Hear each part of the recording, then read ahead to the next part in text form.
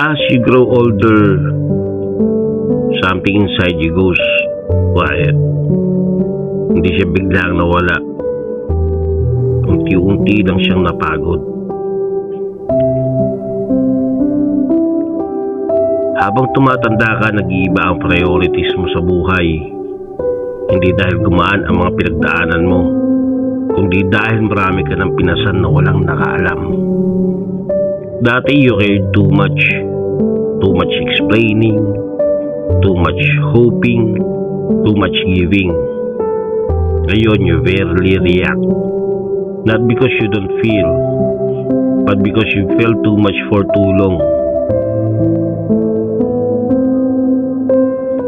Habang tumatanda ka, nawawala yung urge na ipaglaban ang sarili mo sa lahat. You realize something painful. Most people already decided how they see you. Kahit magsalita ka pa, hindi na sila makikinig. So you stop talking.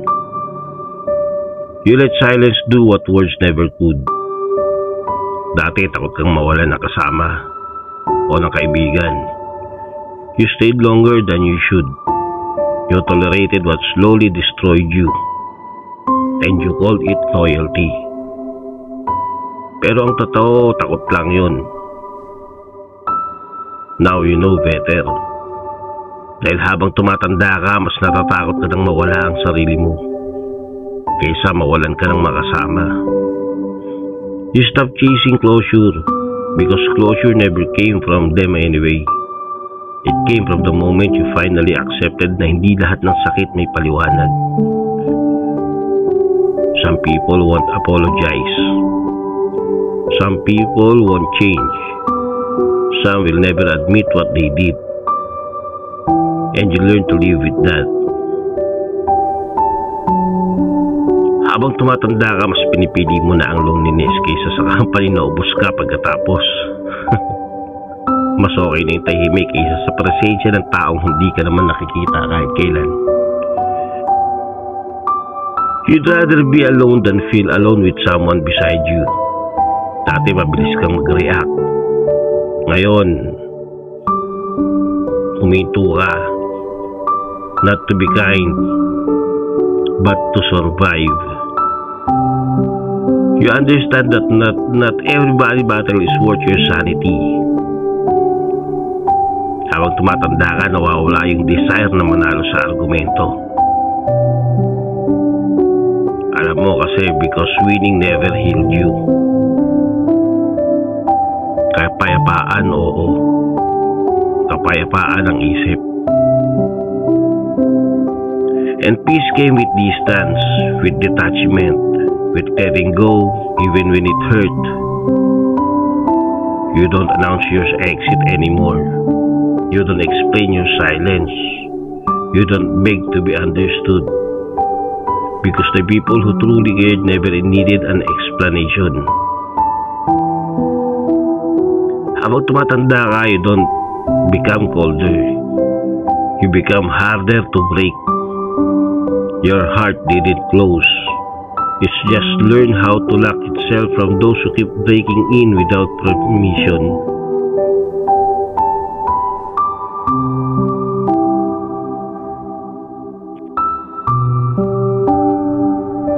And in one quiet night, you finally admit the truth to yourself. You didn't lose someone. You lost illusions. And that loss was the beginning of your freedom. Habang tumatanda ka, maturity stops being about proving people wrong. It becomes about not needing to prove anything at all. Dati gusto mong ipakita na kaya mo.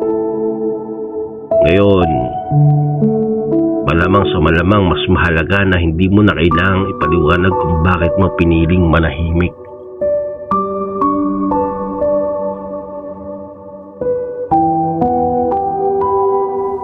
Maturity is realizing that not every battle deserves your energy. Not every argument needs your voice. that every disrespect needs a reaction because your reaction are expensive. They cost peace, they cost clarity, they cost sleep. And at this stage of life, peace is currency. You start choosing silence not because you're weak, but because you're finally strong enough to walk away without closure. Maturity is when you understand that closure is not something people give you. It's something you decide for yourself. You stop asking, why did they do that to me? And you start saying, it doesn't matter anymore. That's growth. You learn that people don't change because you love them harder. They change when they decide to pace themselves. And most people never do. So, you stop waiting, you stop hoping, and you stop romanticizing potential. Maturity is killing the version of you that kept believing promises instead of patterns. You notice patterns now. The tone, the timing, the absence, and instead of confronting, you adjust access. Because maturity teaches you this brutal truth. Not everyone deserves a front row seat in your life. Some people only deserve distance. Some deserve memories. Some deserve silence. And you don't feel guilty anymore. You used to feel bad for choosing yourself. Now you feel bad when you don't. Maturity is when your circle gets smaller but standards get higher. When your life gets quieter but your mind gets clearer. You don't crave chaos anymore. You crave consistency. You crave honesty without theatrics. You crave effort that doesn't need reminders. And you stop chasing people who keep you confused. Because clarity is respect and confusion is a choice. Maturity is knowing that if someone wanted to, they would. And if they didn't, that's your answer. No overthinking, no mental gymnastics, no excuses, just truth. You also forgive differently now. Not by forgetting, but remembering, instead choosing to move forward without bitterness. You forgive so you don't carry unnecessary weight. Not for them, but for you. Because maturity understands that anger ties you to people who no longer deserve space in your mind. So you let go. Quietly, firmly, without announcements. And maybe that's the hardest part of maturity. No dramatic endings, no final speeches, no last messages.